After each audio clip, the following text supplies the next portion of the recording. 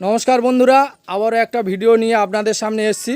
বন্ধুরা, আমি এখন আপনাদেরকে দেখাবো যে দুই ভাই আমার কাছে এসছে পেয়ারা চারা নিয়ে যেতে। আপনারা দেখতেই পাচ্ছেন এই চারখানা পেয়ারা চারা ওনারা নিয়েছেন।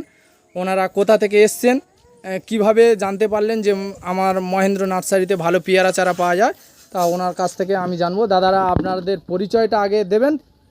নাম শফিউদ্দিন হালদার। একটু জোরে বলবেন। নাম শফিউদ্দিন হালদার, গ্রাম বেলুনি, পোস্ট ডোলার, থানা ঢোলার, জেলা দক্ষিণ চব্বিশ পরগনা।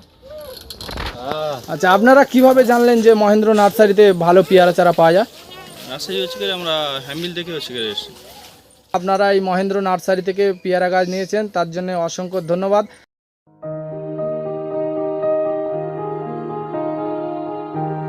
আপনারাও চেষ্টা করুন যাতে এই গাছগুলো আপনারা সুন্দরভাবে তৈরি করতে পারেন।